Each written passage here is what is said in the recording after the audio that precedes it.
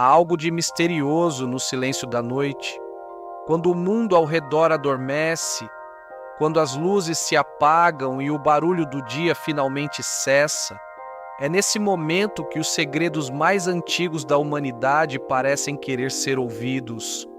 Hoje, vamos juntos embarcar em uma jornada que atravessa milênios, que passa por civilizações esquecidas, que mergulha em registros gravados em pedra por mãos que já não existem mais e que, de uma maneira muito particular, fala diretamente ao nosso coração. Você está confortável? Respire fundo uma vez, deixe os ombros afundarem um pouco, solte o peso do dia que ficou para trás, porque a história que vamos contar esta noite não é apenas sobre o passado, é sobre algo que pulsa dentro de cada ser humano que já olhou para o céu noturno e se perguntou: quem somos nós? De onde viemos? E o que nos espera? Prepare-se, porque estamos prestes a descobrir a 7ª civilização. Mas antes de mergulharmos nessa história, há algo importante que você precisa saber. Os eventos que vamos narrar aqui foram inspirados por descobertas arqueológicas reais, por estudos sérios sobre as antigas escritas sumérias e por uma reflexão espiritual profunda sobre o que esses registros revelam sobre a fé, sobre Deus e sobre a nossa própria existência. Então, se você ainda não desligou as luzes, agora é um bom momento, porque essa história merece ser ouvida no escuro, com os olhos fechados, deixando as imagens se formarem naturalmente na sua mente. Vamos começar. Tudo começa em 1901, no sul do que hoje conhecemos como o Iraque, em uma região onde o vento quente sopra sobre ruínas que parecem não ter fim. Um grupo de arqueólogos franceses escavava a terra com cuidado e esperança. Eles procuravam vestígios de civilizações antigas e eles encontraram. Eles encontraram muito mais do que esperavam. Entre os fragmentos de argila endurecida pelo sol, entre as pedras quebradas e o pó de séculos, havia algo que nenhum deles jamais imaginou encontrar. Havia palavras gravadas por dedos humanos milhares de anos antes de Cristo.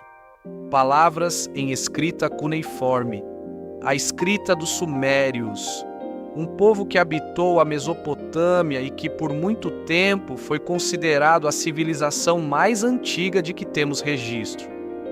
Mas o que essas palavras diziam, isso é o que muda tudo para entender o que foi encontrado naquele dia quente de 1901. Precisamos recuar ainda mais no tempo, muito mais. Precisamos imaginar um mundo diferente do nosso. Um mundo sem asfalto, sem televisão, sem celular. Um mundo onde os seres humanos olhavam para as estrelas todas as noites e onde aquilo que viam no céu moldava completamente a forma como entendiam a vida, a morte e o divino. Estamos falando de um período que os historiadores chamam de período pré-dinástico sumério, entre 4.500 e 3.000 anos antes de Cristo. Uma época que muitos conhecem apenas pelos livros de história, mas que, para os estudiosos que dedicaram suas vidas a esses registros, representa muito mais do que história. Representa uma janela para algo maior, para uma compreensão de mundo que foi, de certa forma, perdida com o tempo e que agora começa a ser redescoberta.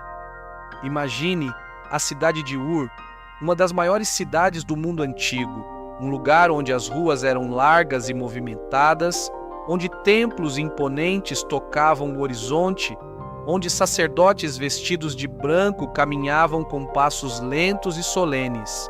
Em um dos bairros mais tranquilos de Ur, vivia um homem chamado Enchara.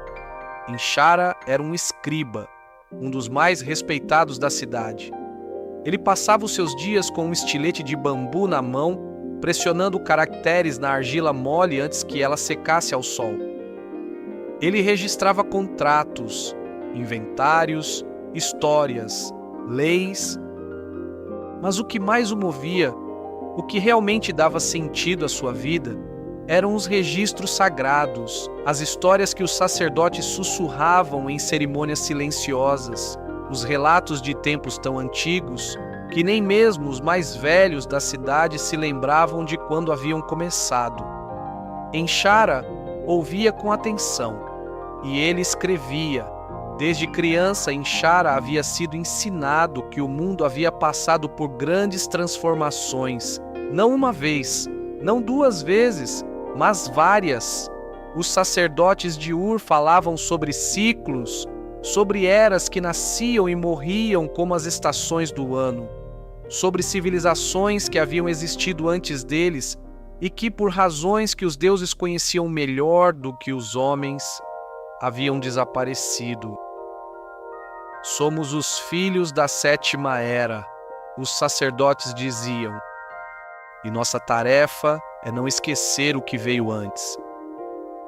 Enxara levava essas palavras a sério, mais sério do que qualquer outra coisa na sua vida, porque havia algo nele, uma inquietação suave, como a chama de uma lamparina que nunca se apaga completamente, que sabia que essas histórias importavam, que elas falavam de algo verdadeiro, algo que transcendia o tempo, as fronteiras e as diferenças entre os povos. Você que está ouvindo isso agora, já sentiu essa inquietação? Essa sensação de que existe algo maior do que o que podemos ver, tocar ou explicar? Esse sussurro interior que diz que a vida tem um propósito mais profundo do que o que aparece na superfície? Se sim, você e Enxara têm algo em comum.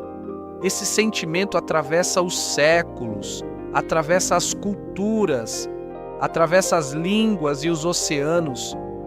É o mesmo sentimento que levou os sumérios a gravar seus conhecimentos em argila, que levou os hebreus a preservar os textos sagrados, que levou os monges medievais a copiar manuscritos à luz de velas e que leva você hoje, nessa noite tranquila, a buscar algo que alimente a alma. Mas voltemos a Enxara e aos seus registros. Em um certo dia, quando ele já tinha os cabelos brancos e as mãos marcadas por décadas de trabalho, chegou até ele um mensageiro, um jovem sacerdote com a respiração acelerada, os olhos arregalados de emoção. Enxara, o jovem disse, quase sem fôlego. Eles encontraram algo na câmara interior do grande templo. O sumo sacerdote quer que você venha imediatamente. Enxara levantou-se lentamente. Seus joelhos protestaram um pouco, como faziam sempre nos dias mais quentes. Ele pegou o seu estilete, pegou algumas tábuas de argila fresca e seguiu o jovem.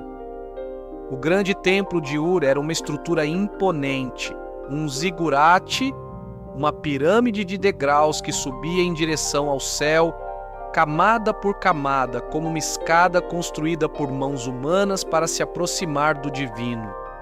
Mas o que Enxara e o jovem sacerdote não estavam subindo, estavam descendo por escadas estreitas que levavam às câmaras internas, àquelas salas que ficavam abaixo do nível da rua, onde o ar era fresco e carregado com o cheiro de tempo, onde a luz das tochas dançava nas paredes e criava sombras que pareciam ter vida própria.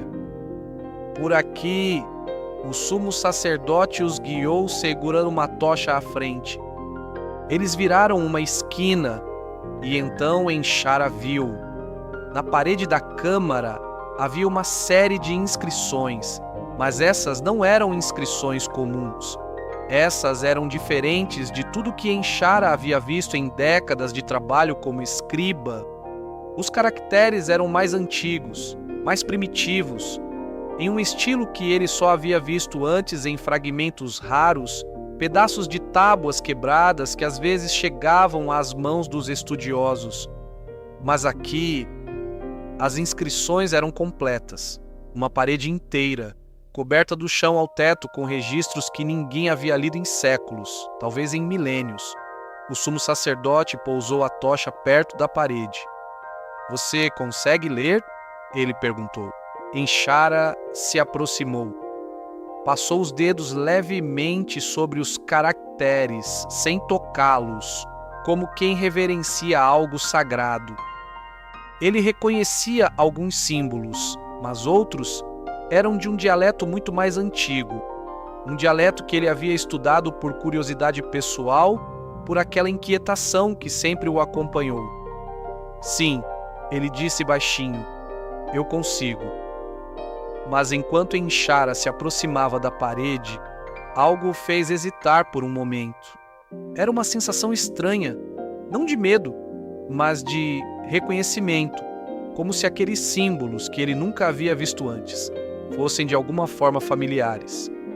Como se, em algum lugar muito fundo dentro dele, aquele conhecimento já existisse, apenas esperando ser acordado.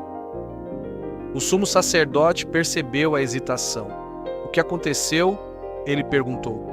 Enchara sacudiu levemente a cabeça. "Nada", ele disse. "É apenas..." Pausa. "É como ouvir uma música que você nunca ouviu, mas que parece que você sempre soube." O sumo sacerdote assentiu com uma expressão que sugeria que ele compreendia perfeitamente. "Isso é porque essa sabedoria não vem de fora", ele disse com voz suave. "Ela vem de dentro, sempre esteve lá, os registros apenas a despertam." Quantas vezes isso acontece com você? Quando você ouve uma história, ou lê uma passagem, ou escuta uma canção, e algo dentro de você responde? Não com a cabeça, com algo mais profundo, com aquela parte de você que existe além das palavras e das explicações. Isso não é coincidência, é reconhecimento, é a sabedoria que existe em você se encontrando com a sabedoria que existe no mundo. E naquele momento, na câmara escura de Ur, Enchara estava prestes a vivenciar exatamente isso. E agora, faz-se um silêncio. Porque o que Enchara leu naquela parede, o que aquelas inscrições revelaram, isso vai mudar a forma como você pensa sobre tudo. Mas antes disso, respire. Se os seus olhos já estão pesados, deixe-os fechar. Continue ouvindo. As imagens virão naturalmente como sonhos que chegam suaves, porque essa história, ela ainda não acabou. E a parte mais importante está por vir. As inscrições contavam a história de algo que os sumérios chamavam de Ki-Engi-Sug-Ga, que em tradução livre significa os povos que vieram antes da terra organizada. Enchara leu devagar, palavra por palavra. A tocha lançava uma luz dourada sobre os caracteres antigos, e ele foi traduzindo em voz baixa para o sumo sacerdote que ficou ao seu lado, em silêncio respeitoso. A história dizia assim: "No início do tempo que os deuses conhecem, mas os homens esqueceram, existiu um povo que habitou a terra com sabedoria. Eles conheciam os movimentos das estrelas, conheciam os segredos das águas debaixo da terra, conheciam o nome escondido das coisas. Eles construíram cidades que o vento ainda não desfez completamente, e eles deixaram sinais, para que os que viessem depois pudessem lembrar." Enchara parou de ler. Olhou para o sumo sacerdote. Isso fala de um povo anterior aos próprios sumérios. Ele disse. O sumo sacerdote assentiu lentamente. "Anterior a nós, anterior aos acádios, anterior aos que chamamos de ancestrais. Mas quem eram eles?" O sumo sacerdote ficou em silêncio por um momento. "Continue lendo", ele disse. Enchara voltou os olhos para a parede e continuou. "Este povo não foi destruído pela maldade, não foi consumido pela guerra. Mas chegou o dia em que a água subiu além do que as margens podiam suportar. E a terra conhecida foi coberta, e os sobreviventes carregaram consigo apenas o que cabia em suas memórias e em seus corações. Enxara sentiu algo se mover dentro dele, uma emoção que ele não conseguia nomear completamente. Era como reconhecimento, como ouvir uma música que você nunca ouviu antes, mas que parece familiar de uma forma que vai além da explicação racional. Porque aquela história, ele havia ouvido ecos dela antes, em fragmentos de outros textos, em histórias que os anciãos contavam, uma grande inundação, sobreviventes, um recomeço, uma nova era. Talvez você também esteja reconhecendo algo agora, porque essa história da grande água que cobre a terra, dos sobreviventes que carregam a memória do que existia antes, ela aparece em tradições de todo o mundo, nos textos bíblicos, a história de Noé, nos registros sumérios, a história de Utnapishtim, no poema de Gilgamesh, nas tradições indígenas das Américas, nas histórias ancestrais da Austrália, na mitologia grega, em culturas que nunca tiveram contato umas com as outras. Será coincidência? Ou será que todas essas histórias guardam, em alguma medida, uma memória compartilhada de algo que realmente aconteceu? Uma memória que sobreviveu aos milênios, passando de pai para filho, de sacerdote para escriba, de ancião para jovem? Enxara pensou nisso enquanto continuava a ler, e a resposta que ele encontrou não estava escrita na parede, estava dentro dele. As inscrições continuavam, e quanto mais Enxara lia, mais ele percebia que aqueles registros não eram apenas históricos, eles eram espirituais. Eles falavam sobre a relação entre os seres humanos e o divino, sobre como aquela civilização anterior a deles havia entendido Deus, ou melhor, como eles haviam entendido o que está acima de tudo. Porque os sumérios tinham muitos deuses, uma panóplia inteira de divindades com nomes e histórias e rivalidades, mas aquelas inscrições antigas falavam de algo diferente, algo que estava acima de todos os deuses, uma presença que não tinha forma, que não tinha nome próprio, que apenas era. Aquele que respira sobre as águas, as inscrições chamavam. Aquele que não começou e não terá fim. Aquele em quem todas as coisas existem, sem que nenhuma coisa o contenha. Enxara ficou parado por um longo momento. O sumo sacerdote esperou em silêncio. O único som era o chiar suave da tocha. Eles sabiam, Enxara disse finalmente quase para si mesmo. Eles sabiam de algo que nós esquecemos. O que eles sabiam? O sumo sacerdote perguntou. Enxara olhou para ele. Que por trás de todos os nomes e de todas as histórias, existe apenas um. E que esse um não se separa de suas criaturas. Ele continua ao lado de cada uma delas, em cada momento, em cada estação, em cada ciclo de destruição e reconstrução que o mundo atravessa. O sumo sacerdote ficou quieto, mas seus olhos glistenaram à luz da tocha, como os olhos de alguém que acabou de ouvir algo que o coração já sabia, mas que a mente nunca havia conseguido articular com clareza. Você que está ouvindo essa história agora, quantas vezes você sentiu isso? Essa sensação de que existe algo ou alguém que não abandona, que não se afasta, que permanece presente mesmo quando tudo ao redor parece desmoronar? Quantas vezes, nos momentos mais difíceis da vida, você sentiu uma presença que não sabia nomear, mas que era real demais para ignorar? Os sumérios chamavam de aquele que respira sobre as águas. Os hebreus chamavam de Yahvé. Os cristãos chamam de Deus Pai. Os muçulmanos chamam de Alá. Os indígenas brasileiros tinham seus próprios nomes para o Grande Espírito. Mas em todas essas tradições, em todos esses povos separados por oceanos e séculos e idiomas, há algo que ressoa da mesma forma, uma intuição profunda de que não estamos sozinhos, de que há algo maior que nos sustenta, de que mesmo nas trevas mais fechadas, existe uma luz que não se apaga. Mas voltemos para a câmara escura de Ur, voltemos para Enshara e suas tábuas de argila, porque a história ainda não chegou ao seu ponto mais importante. Depois de horas lendo as inscrições, quando suas costas doíam e seus olhos estavam cansados, Enshara chegou ao final da parede. Ali, em letras ligeiramente maiores do que as demais, estava uma única frase. Uma frase que ele leu para si mesmo primeiro, em silêncio. Depois repetiu em voz alta, devagar, como se quisesse que cada sílaba encontrasse o ar da câmara e ficasse ali, suspensa por um momento.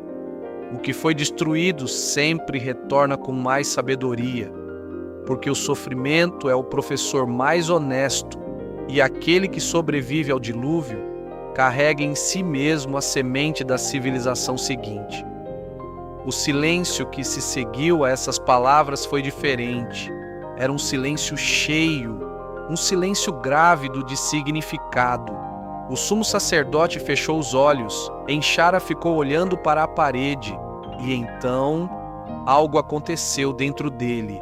Não foi como um trovão, não foi dramático, foi como a manhã chegando, suave, gradual, inevitável.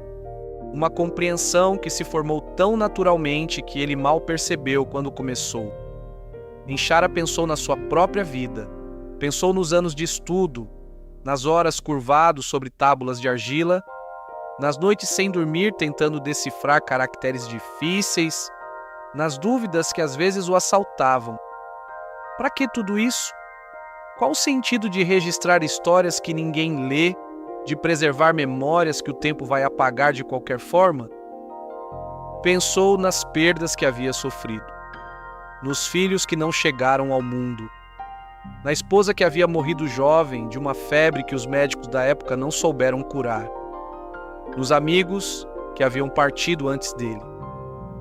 Pensou nos dilúvios da sua própria vida e então entendeu: cada perda havia ensinado algo, cada momento de escuridão havia de alguma forma preparado o terreno para algo novo. Não que a dor fosse menos real por causa disso, não que as lágrimas fossem menos verdadeiras, mas havia algo do outro lado de cada tribulação, uma clareza, uma profundidade, uma capacidade de compreender o outro com uma empatia que só é possível depois de ter sofrido. O sofrimento é o professor mais honesto, as inscrições haviam dito. E aquele que sobrevive ao dilúvio carrega em si mesmo a semente da civilização seguinte. Enshara era essa semente, não por ser especial, mas por ter suportado, por ter continuado, por ter mantido acesa, mesmo nos dias mais sombrios, aquela lamparina interior que nunca se apagou completamente. Você que está ouvindo essas palavras agora, você já passou por um dilúvio? Não de água, mas de circunstâncias, uma doença, uma perda, um relacionamento que terminou, um projeto que falhou, uma fase da vida que chegou ao fim antes de você estar pronto. Quantas vezes você se perguntou se conseguiria continuar e, no entanto, aqui você está, ouvindo essa história, respirando, presente. E isso não é pouca coisa. Isso é, na linguagem daquelas inscrições antigas, ser a semente que sobreviveu e carregar em si mesmo a possibilidade de algo novo. Mas a história de Enshara ainda não terminou, porque depois daquela tarde na câmara escura do templo de Ur, algo mudou nele, não de um dia para o outro. Essas coisas raramente acontecem de um dia para o outro. Mas nos meses que se seguiram, Enshara começou a registrar tudo que havia lido naquela parede, não apenas as palavras exatas, mas também os seus pensamentos sobre elas. as conexões que ele fazia entre aquelas inscrições antigas e as histórias que conhecia, as reflexões que aquelas palavras haviam despertado dentro dele, as perguntas que não tinham resposta fácil, mas que valiam a pena fazer. Ele estava escrevendo pela primeira vez na vida, não para preservar a memória de outros, mas para compartilhar a sua própria. Em uma tarde, muitos meses depois da descoberta da câmara, Enchara estava sentado no pátio da sua casa. O sol começava a se pôr, o céu tomava aquela cor dourada e rosada que ele sempre havia amado. Seu neto, um menino de uns 8 anos, com olhos grandes e curiosos, sentou ao seu lado. "Avô", o menino disse, "o que você está escrevendo?" Enchara olhou para ele, para aqueles olhos cheios de vida e de futuro. "Estou escrevendo sobre uma descoberta", ele disse. "Que tipo de descoberta?" Enchara pensou por um momento. Sobre como tudo o que foi destruído sempre retorna. Sobre como as coisas que sofremos nos tornam mais sábios se deixarmos que isso aconteça. E sobre como há algo, uma presença que está com a gente em cada momento, mesmo quando parece que estamos completamente sozinhos. O menino ficou pensando nisso. Como a gente sabe que essa presença está lá? Ele perguntou com a honestidade direta das crianças. Enchara sorriu. "Esse é o segredo", ele disse. "A gente não sabe com certeza absoluta, mas a gente sente. E às vezes, ouvir histórias antigas ajuda a sentir isso com mais clareza." O menino ficou quieto por um momento, depois olhou para o céu dourado. "Avô, você acha que aquelas pessoas antigas, as que viveram antes de todo mundo, você acha que elas eram felizes?" Enchara não respondeu imediatamente. Ele também olhou para o céu. Pensou nas inscrições. Pensou no povo que havia vivido antes dos sumérios. No povo que havia atravessado o dilúvio, que havia perdido tudo e que mesmo assim havia encontrado dentro de si mesmo a força para recomeçar. "Eu acho", ele disse finalmente, "que elas conheciam algo que nós às vezes esquecemos." "O quê?" "Que a felicidade não depende de tudo dar certo, que ela nasce de uma escolha.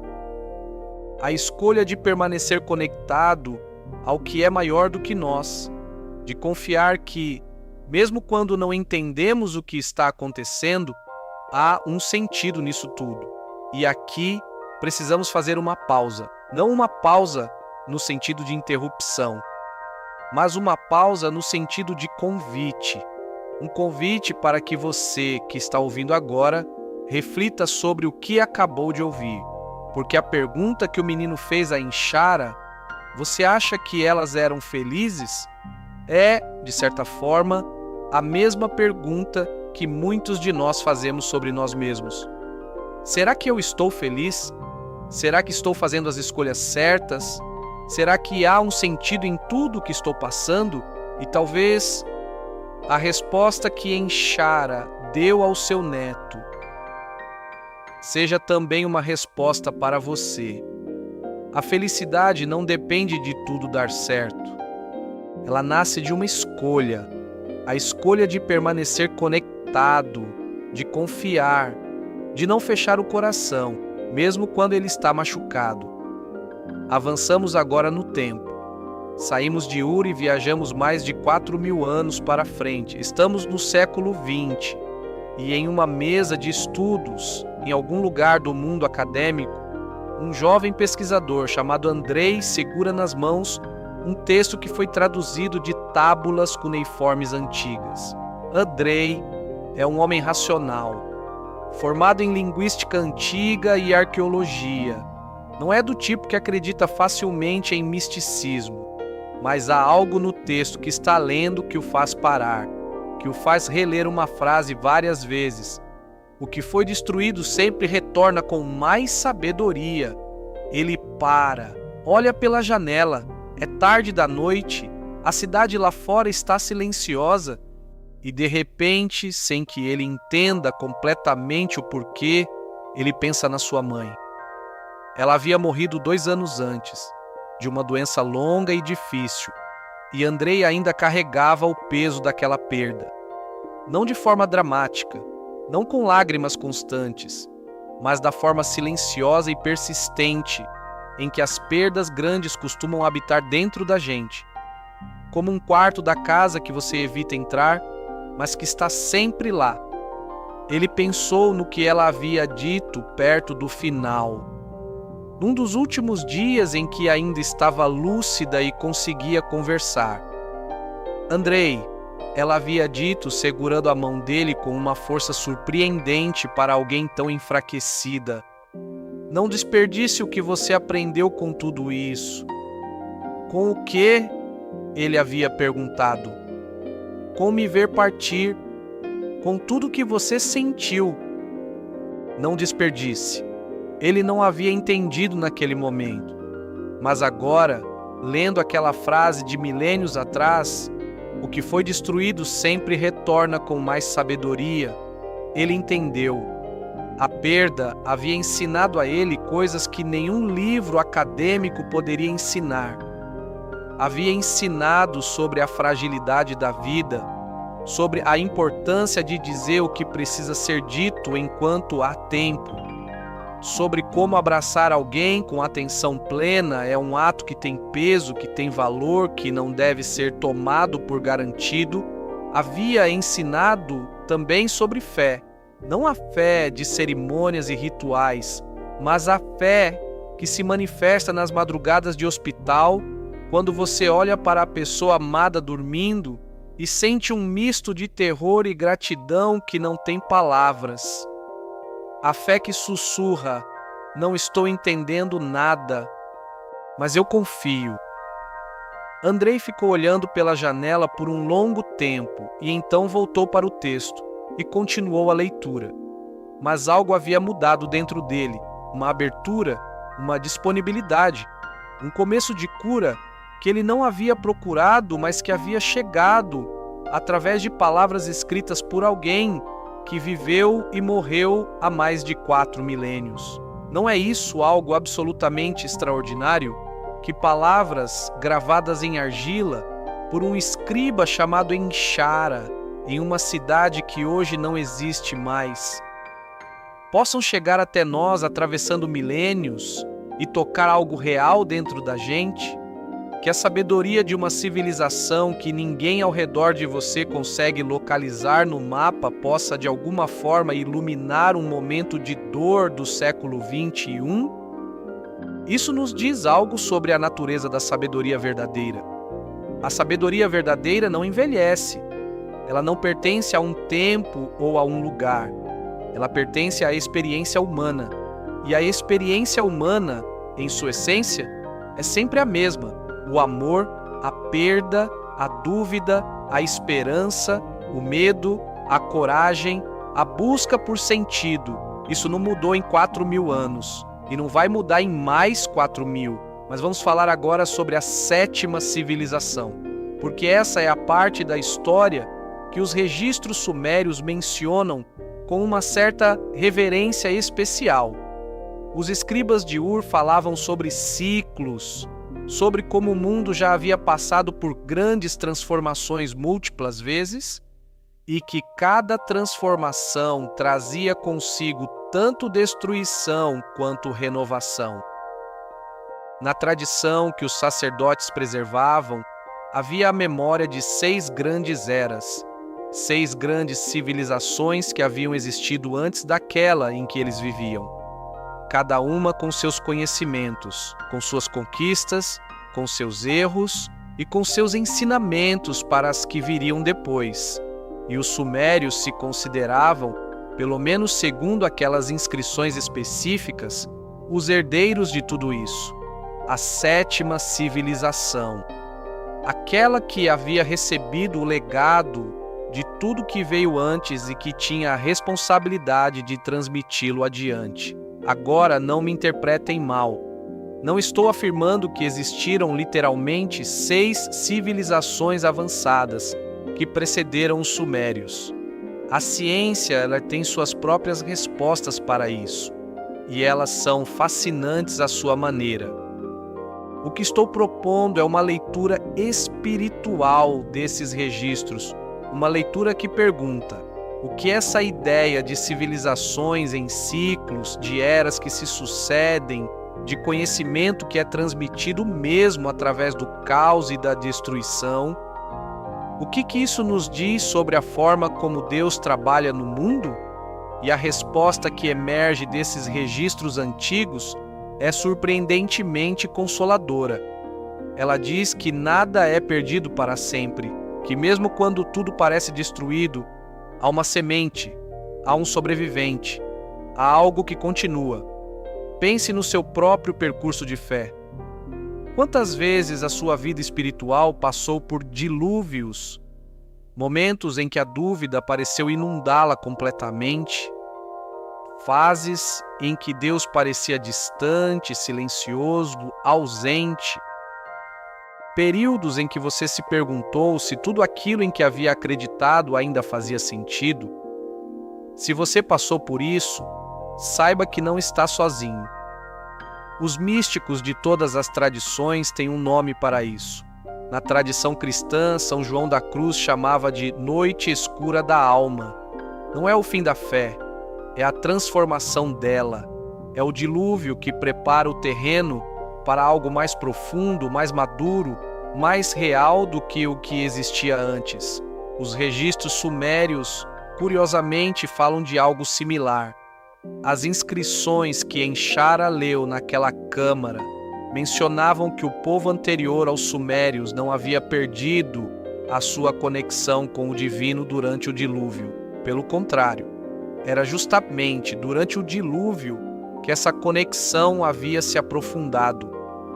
Porque no momento em que tudo que era superficial, tudo que era confortável, tudo que era dado como garantido, havia sido varrido pelas águas, o que restou foi apenas o essencial. E o essencial, descobriram eles, era exatamente aquela presença que sempre havia estado lá, aquele que respira sobre as águas, que não havia fugido durante a tempestade, que estava presente exatamente quando a necessidade era maior. Há uma história que vem à mente, uma história simples de um pescador, não um pescador sumério, um pescador do interior do Brasil, um homem chamado Seu Benedito. Ele havia pescado no mesmo rio por 40 anos, conhecia cada curva, cada pedra, cada banco de areia, e todos os dias, antes de lançar as redes, ele ficava um momento em silêncio. Um vizinho uma vez perguntou o que ele fazia naquele silêncio. Eu agradeço, Seu Benedito disse. Por que você agradece antes de pescar? Você nem sabe se vai pegar alguma coisa. Seu Benedito sorriu. É justamente por isso. Porque seja o que for que vier, eu já fiz as pazes com o resultado. E aí eu posso pescar em paz. Há uma sabedoria profunda nessa simplicidade. A gratidão que vem antes, não a gratidão condicional. Vou agradecer quando as coisas derem certo. Mas a gratidão antecipada. A confiança que diz, o que vier vem de uma fonte boa. E mesmo quando eu não entender, eu posso confiar. Isso não é ingenuidade. Isso é a forma mais madura de fé que existe. É a fé que sobreviveu ao dilúvio. A fé que os sobreviventes carregaram consigo para a próxima civilização. E agora chegamos ao coração dessa história, ao momento que tudo conduzia. Voltemos a Andrei, o pesquisador.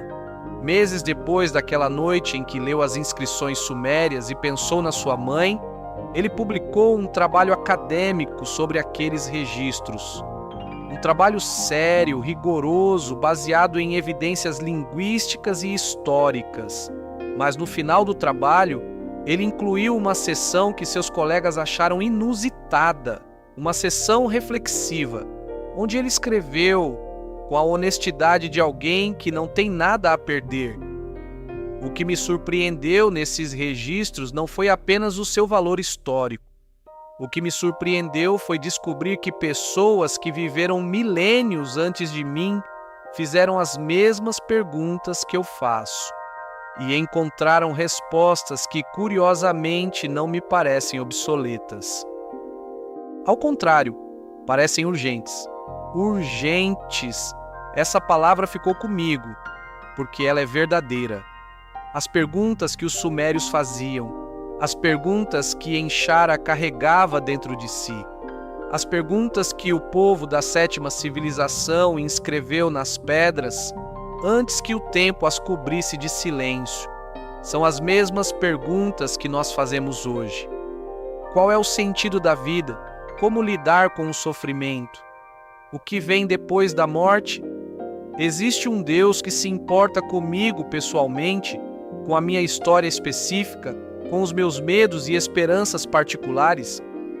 E a resposta que os registros sumérios, em sua forma poética e indireta, parecem oferecer é esta: você não está aqui por acidente. Você é parte de algo que vai muito além da sua própria compreensão. E aquele que sustentou os sobreviventes do dilúvio também te sustenta agora. Aquele que sustentou os sobreviventes do dilúvio também te sustenta agora. Deixe isso pousar. Não precisa analisar, não precisa concordar ou discordar intelectualmente agora. Apenas deixe a ideia descansar na sua mente como um hóspede gentil que chegou para ficar por um tempo. Voltemos pela última vez a Enshara. Já é noite em Ur. Enshara está velho. Muitos anos se passaram desde a descoberta da câmara.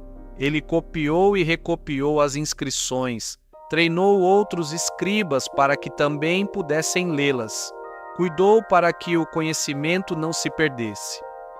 Agora, sentado no mesmo pátio onde havia conversado com o neto, ele olha para o céu estrelado. O neto está lá também. Já não é mais um menino de 8 anos, é um jovem, quase um homem, e é ele agora quem segura as tábulas de argila. Ele começou a aprender a arte da escrita com o avô. Avô, o jovem diz, sem tirar os olhos do céu, você já teve medo de morrer? Enshara considera a pergunta com seriedade. Muitas vezes ele diz, e agora? Agora, não tanto. Por quê? Enshara pensa na parede do templo, nas inscrições, no povo que havia atravessado o dilúvio, na semente que sobreviveu. Porque aprendi, ele diz finalmente, que o que é essencial nunca é verdadeiramente destruído. Muda de forma, passa por transformações que não conseguimos sempre entender. Mas a essência, aquilo que de fato somos, isso não termina com o último suspiro. O jovem fica quieto, mas continua olhando para as estrelas. E Enshara percebe com aquela clareza que às vezes só vem no final da vida, que o menino está guardando o que acabou de ouvir, que aquelas palavras vão viajar com ele, que de alguma forma, mesmo depois que Enshara partir, algo dele vai continuar, assim como o povo do dilúvio continuou nos sumérios, como os sumérios continuaram nos povos que vieram depois, como todos eles continuam de alguma forma em nós. E aqui chegamos ao momento de reflexão, não uma reflexão teológica complicada, não um sermão, apenas um convite para que você pense nessa noite tranquila em algumas perguntas simples. Que dilúvios você já atravessou e o que eles ensinaram? Qual é a semente que você carrega dentro de si? Aquilo que, mesmo nos piores momentos, continuou presente? Aquela lamparina que não se apagou completamente, mesmo nos dias mais escuros? E tem alguém na sua vida para quem você está transmitindo algo de essencial? Não necessariamente palavras, talvez um exemplo, uma presença, uma forma de olhar para o mundo que diz: é possível atravessar as tempestades e continuar inteiro. Os registros sumérios, descobertos nas escavações do século XIX e XX, revelaram um povo fascinante. um povo que tinha medo da morte como nós, que amava seus filhos como nós, que se perguntava sobre o sentido das coisas como nós, que nos momentos de maior desespero buscava uma conexão com algo maior do que si mesmo como nós, e que, apesar de tudo, continuou, deixou sinais, deixou registros, para que aqueles que viessem depois pudessem lembrar. Nós somos esses que vieram depois. Nós somos a mais recente civilização em uma longa cadeia de civilizações. E temos também nós a responsabilidade de transmitir o que há de essencial. Não em tábulas de argila, mas em escolhas, em atitudes, em amor que se manifesta no dia a dia, em gestos pequenos que parecem insignificantes, mas que formam ao longo do tempo o tecido de quem somos. Há uma última coisa que quero compartilhar antes de terminarmos essa jornada juntos. Uma coisa que os pesquisadores que estudam esses registros sumérios às vezes mencionam com uma espécie de espanto reverente. Entre todas as inscrições que foram encontradas e traduzidas, entre todos os registros de contratos, de histórias, de rituais, de leis, algumas das tábuas mais bem preservadas não são registros históricos ou administrativos. São orações, preces simples, de pessoas comuns, de um escriba como Enchara, de um fazendeiro, de uma mãe, de um velho que sentia que seu tempo estava chegando ao fim. E o que essas preces dizem? Dizem coisas como que eu não seja abandonado no momento em que mais preciso, que as águas que cobriram a terra não cubram também o meu coração, que aquele que respira sobre as águas respire também sobre mim. 4.000 anos depois, nós ainda rezamos as mesmas coisas, com palavras diferentes, em línguas diferentes, em tradições diferentes, mas com o mesmo coração, com o mesmo anseio, com a mesma necessidade profunda de saber que não estamos sozinhos. E a resposta que atravessa todos esses milênios, que sobreviveu ao dilúvio e às guerras, e ao esquecimento e ao tempo, é que não estamos, nunca estivemos, nunca estaremos. Aquele que respira sobre as águas continua presente, em cada civilização, em cada era, em cada momento escondido de cada vida humana, inclusive na sua, inclusive nesta noite. Então agora, enquanto o silêncio da noite se aprofunda, enquanto os sons do mundo lá fora ficam mais distantes, enquanto o seu corpo começa a afundar suavemente no descanso que merece, permita-se acreditar, pelo menos por esta noite, que você é parte de algo maior, que a sua história tem valor, que os dilúvios que você atravessou não foram em vão, que a semente que sobreviveu em você tem um propósito e que há uma presença suave, constante, inabalável, que está com você agora, que sempre esteve, que sempre estará. Descanse agora. Deixe os pensamentos do dia se dissolverem como névoa ao sol da manhã. Deixe as preocupações pousar gentilmente. Você não precisa resolver nada agora. Não precisa entender tudo agora. Não precisa ser perfeito. Não precisa ser forte. Você só precisa existir neste momento exatamente como você é. E enquanto você vai afundando suavemente no sono, talvez você ouça, no silêncio entre os seus pensamentos, um sussurro antigo, mais antigo do que os sumérios, mais antigo do que qualquer civilização que já existiu, mais antigo do que a terra e do que o mar. Um sussurro que diz, sem palavras, em uma linguagem que o coração entende antes da mente: eu estou aqui, eu sempre estive aqui, eu nunca vou embora, descanse.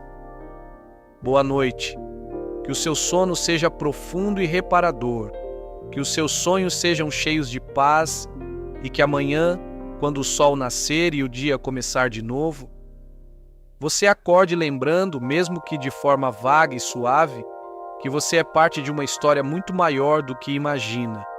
Uma história que ainda está sendo escrita e que tem em você um personagem essencial.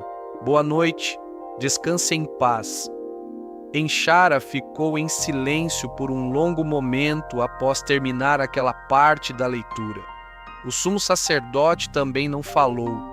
Havia algo no ar da câmara que parecia mais espesso agora, mais carregado, como se o peso de todos aqueles séculos de história houvesse descido gentilmente sobre os ombros dos dois homens. Eles sabiam que o dilúvio viria? Enshara perguntou finalmente. O sumo sacerdote considerou a pergunta. Talvez soubessem, ele disse. Talvez não soubessem, mas a forma como escreveram sugere que, mesmo no meio da catástrofe, eles não perderam a fé. Continuaram acreditando que havia um propósito naquilo tudo. Enshara assentiu lentamente. É isso que me surpreende mais, ele disse. Não a história do dilúvio em si, mas a forma como eles falaram sobre ele depois, com gratidão. Gratidão pelo dilúvio? Gratidão pelo que o dilúvio ensinou, pelo que revelou, pelo que purificou. Purificação. Essa palavra tem um peso enorme em muitas tradições espirituais. A ideia de que certas experiências dolorosas têm o poder de remover o que é supérfluo e deixar apenas o que é verdadeiro. Não que Deus envie o sofrimento como punição, mas que, quando o sofrimento chega, e ele inevitavelmente chega em uma forma ou outra para cada ser humano que vive o suficiente, há uma escolha a ser feita. A escolha de deixar que aquela experiência nos endureça e nos feche, ou a escolha de deixar que ela nos abra, que nos aprofunde, que nos torne mais capazes de compaixão, de presença, de amor real. O povo do dilúvio, segundo aquelas inscrições, escolheu a segunda opção, e é por isso que as suas palavras ainda nos alcançam hoje. Mas vamos voltar por um momento a algo que pode estar passando pela sua mente agora. Talvez você esteja se perguntando: tudo bem, mas qual a relação disso tudo com a minha vida? Com os problemas reais que tenho que enfrentar amanhã? Com as preocupações que não consegui deixar completamente de lado mesmo nesta noite? É uma pergunta justa e merece uma resposta honesta. A resposta é esta: a história de Enshara, dos registros sumérios da sétima civilização. Não é uma história sobre o passado, é uma história sobre o padrão que se repete em todas as eras, em todos os lugares, em todas as vidas. O padrão do dilúvio e da renovação, da perda e do renascimento, da noite escura e da manhã que inevitavelmente chega. E o que essa história nos diz sobre o seu dilúvio particular? Sobre a sua noite escura específica? Sobre os seus problemas concretos e reais? Ela diz que você não é o primeiro, que pessoas que viveram milênios antes de você enfrentaram a mesma sensação de que tudo estava desmoronando, que buscaram a mesma conexão com algo maior, que fizeram a mesma oração em palavras diferentes. Não me abandone agora. E que essa presença que eles buscavam era real o suficiente para sustentá-los, para que eles atravessassem, para que deixassem sinais para que os que viessem depois soubessem. É possível atravessar. E há algo mais que os registros sumérios revelam sobre o povo que veio antes deles. Algo que Enshara encontrou nas últimas linhas da parede. Depois de toda a história do dilúvio, depois da frase sobre o sofrimento como professor, depois de tudo, havia uma instrução, não uma lei, não um mandamento ameaçador, uma instrução suave, quase um pedido. Ensine ao seu filho o que você aprendeu e ao filho do seu filho, para que nenhuma era comece completamente no escuro. Ensine ao seu filho o que você aprendeu. Isso não é apenas sobre filhos biológicos, é sobre qualquer pessoa que você influencia. Qualquer pessoa que observa como você atravessa as dificuldades. Qualquer pessoa que aprende com seu exemplo, consciente ou inconscientemente. O seu colega de trabalho, o seu vizinho, o jovem que você encontra na rua e que num momento de necessidade você trata com gentileza em vez de impaciência.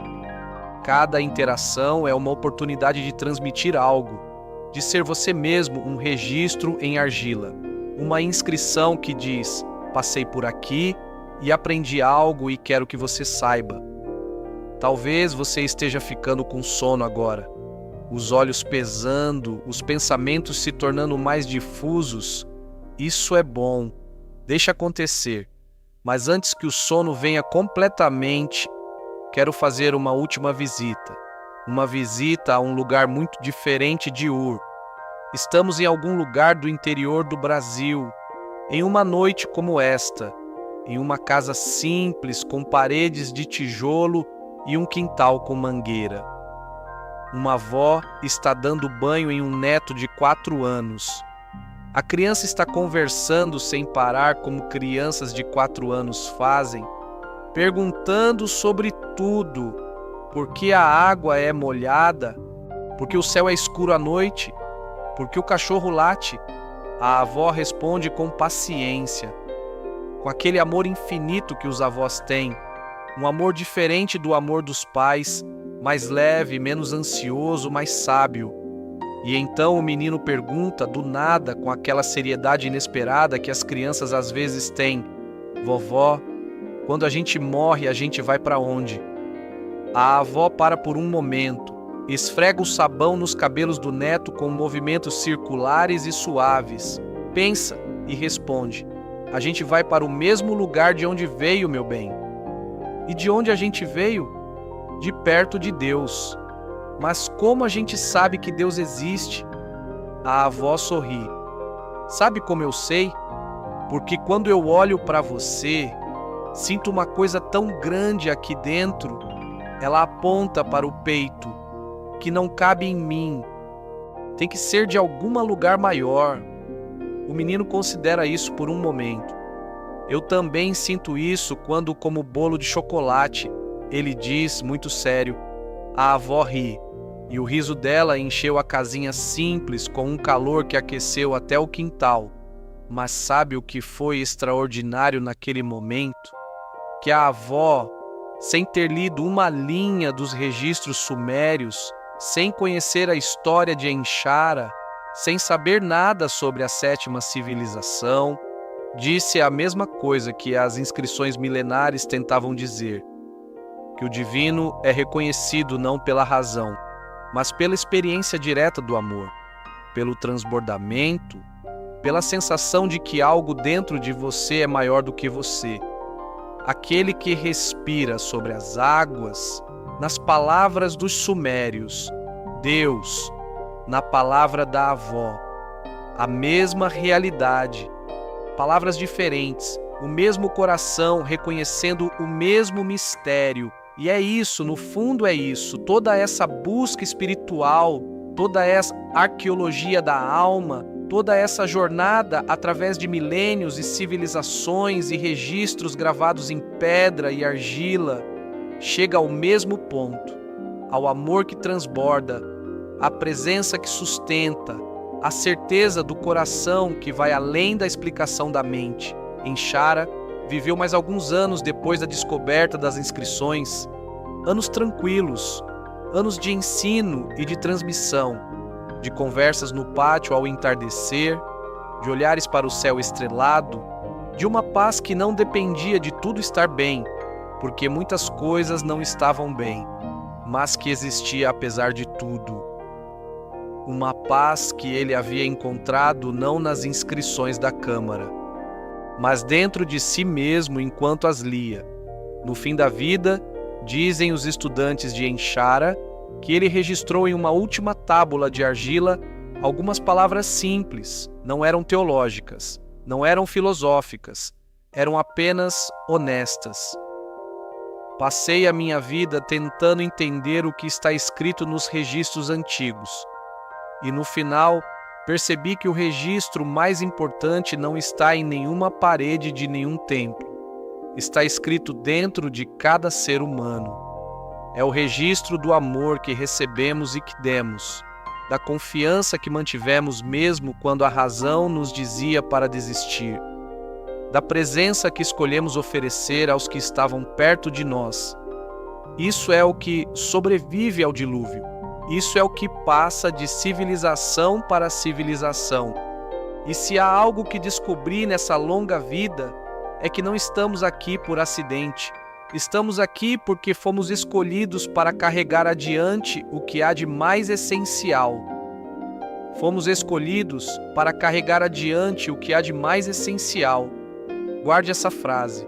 Deixe ela pousar suavemente, não com peso, com leveza, como uma responsabilidade que é ao mesmo tempo sagrada e amorosa. Você foi escolhido para carregar adiante o que há de mais essencial na sua vida, no seu trabalho, nas suas relações, no seu coração, e agora é realmente hora de descansar. A noite está quieta, o mundo está dormindo, e você merece o descanso que tanto precisa. Talvez você ainda leve consigo para os sonhos algumas das imagens desta história. A câmara escura com inscrições iluminadas pela tocha. O escriba de cabelos brancos lendo palavras que sobreviveram há milênios. O neto olhando para as estrelas. A avó rindo no quintal. O pescador agradecendo antes de lançar as redes. O pesquisador em sua mesa lendo sobre dilúvios e pensando na mãe. Todas essas pessoas, todos esses momentos, todos conectados por um fio invisível que atravessa o tempo. Um fio que também passa por você, por esta noite, por este momento. Aquele que respira sobre as águas. Ele respira também sobre você, agora, enquanto você fecha os olhos, enquanto o sono chega suave, como maré que sobe devagar, enquanto o dia se dissolve e a noite o abraça com seus braços escuros e estrelados. Não há nada que você precise fazer agora. Não há nada que você precise resolver. Não há nada que você precise entender. Apenas descansar. Apenas existir. Apenas ser. Boa noite, alma viajante. Boa noite, sobrevivente de dilúvios. Boa noite, portador da semente. Que o seu sono seja profundo como a memória dos séculos. Que a sua paz seja duradoura como as inscrições gravadas em pedra, e que, quando o sol nascer amanhã sobre a sua vida, você acorde sabendo, mesmo que vagamente, mesmo que sem palavras, que você não está sozinho, que nunca esteve, que nunca estará. Descanse. Fim do roteiro narrativo A Sétima Civilização. Evidências dos registros sumérios. Duração estimada: 50 a 60 minutos de narração. Produzido para canal YouTube Espiritual, audiência brasileira, 45+. Mas há ainda algo que precisa ser dito antes de encerrarmos. Algo sobre os próprios registros sumérios que os estudiosos encontraram. Algo que muitas pessoas não sabem e que, quando você souber, vai mudar a forma como você pensa sobre a história humana.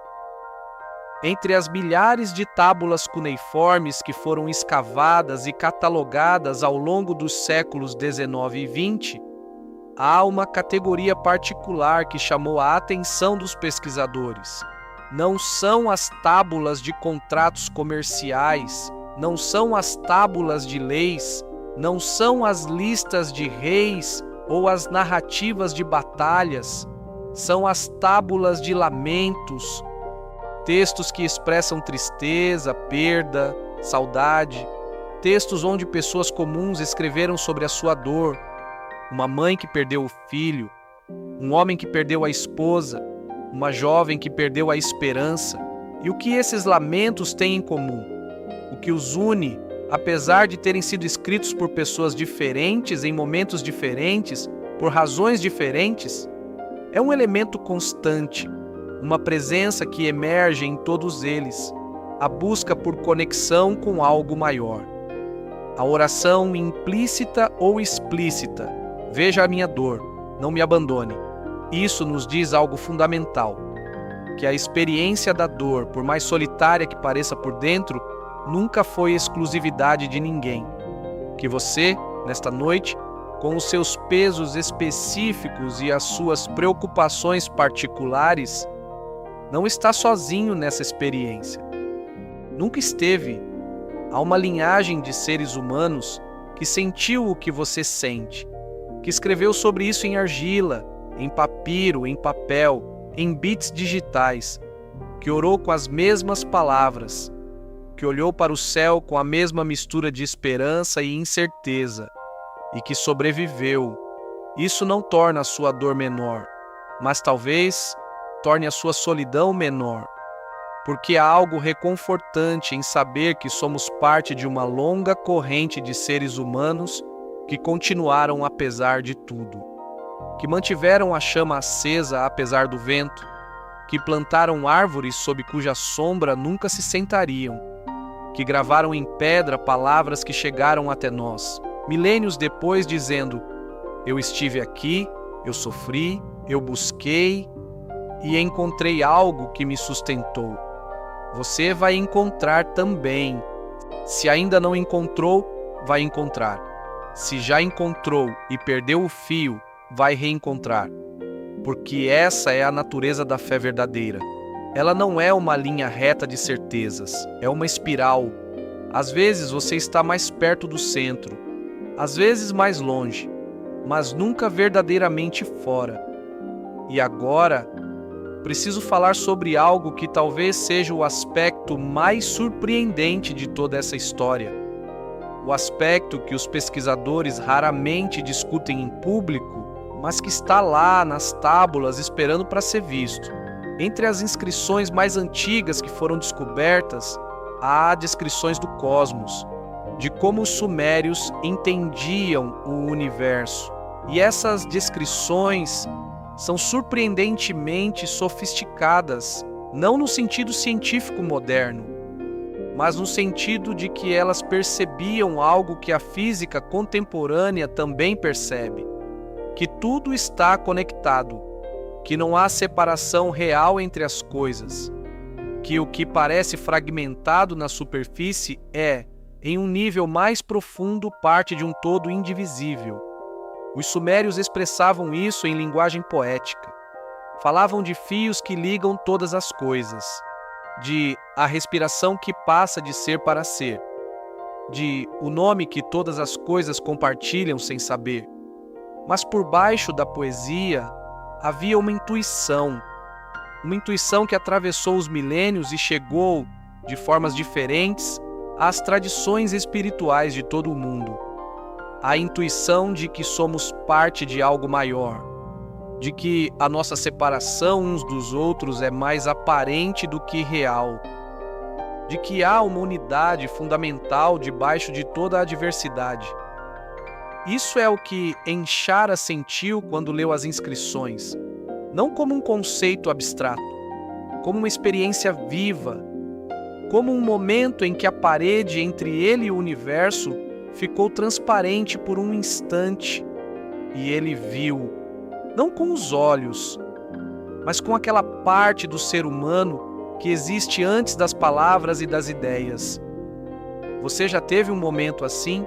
Um momento em que a fronteira entre você e o mundo ao redor pareceu se dissolver por um instante? Pode ter sido contemplando a natureza, olhando para o mar, para uma montanha, para o céu cheio de estrelas. Pode ter sido no nascimento de uma criança, no último instante ao lado de alguém que amava.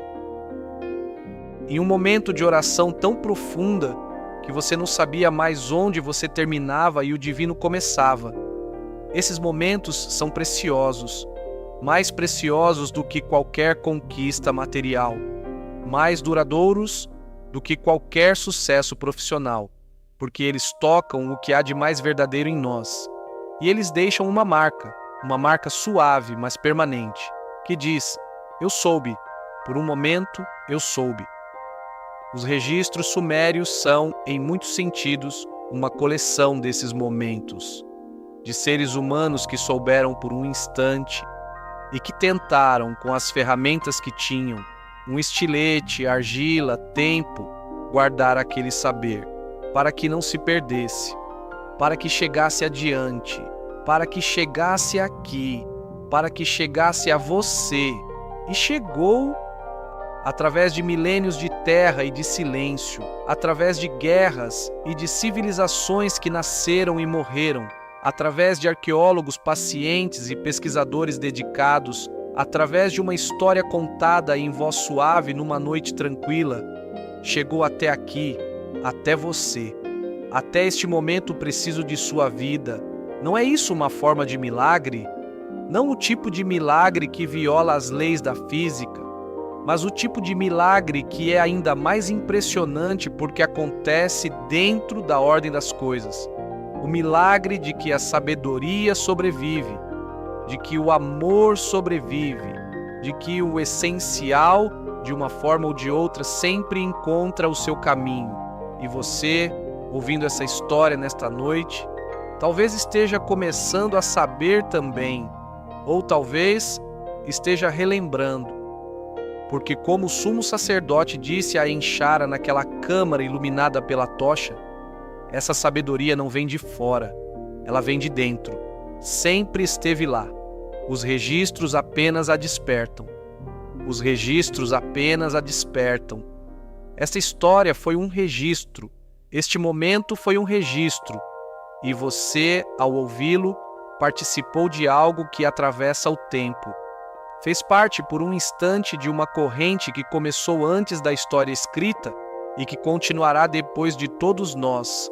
Não é pouca coisa, na verdade é tudo. Boa noite, alma viajante. Descanse.